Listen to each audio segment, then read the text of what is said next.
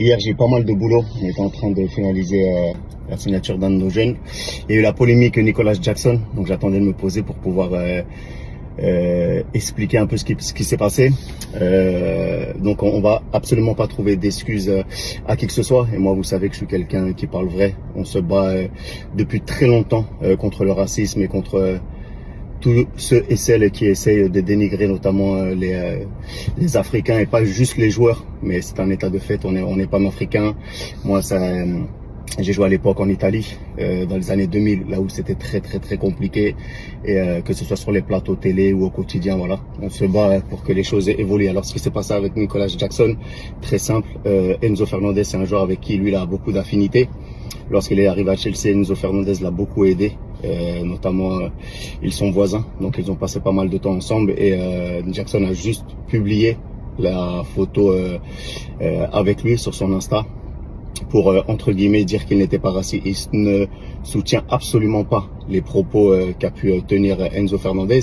On sait qu'il est coupable, et le jeune il a juste fait une erreur de communication. Voilà, nous on peut pas tolérer ça.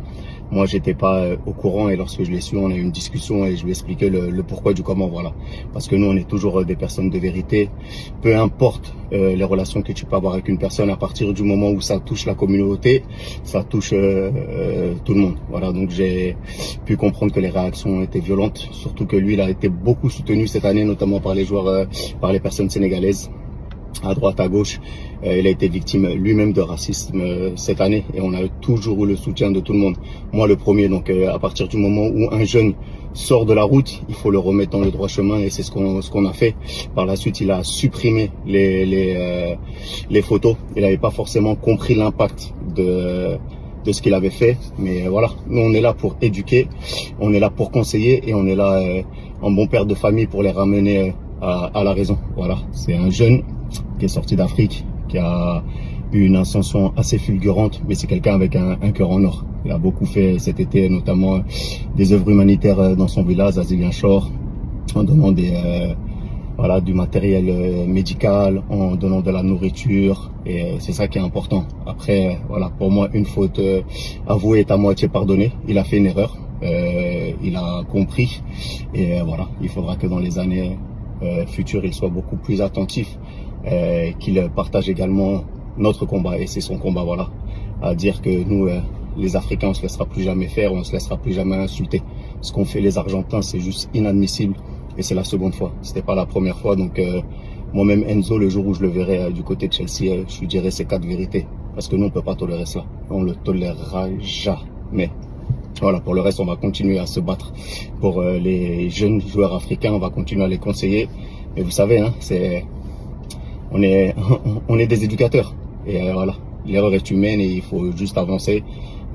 Quand des enfants font des erreurs, c'est pas que l'éducation était mauvaise, c'est que voilà, chemin faisant, on prend des pierres, des cailloux, on tombe, on se relève, mais ça doit nous permettre d'être plus grands demain.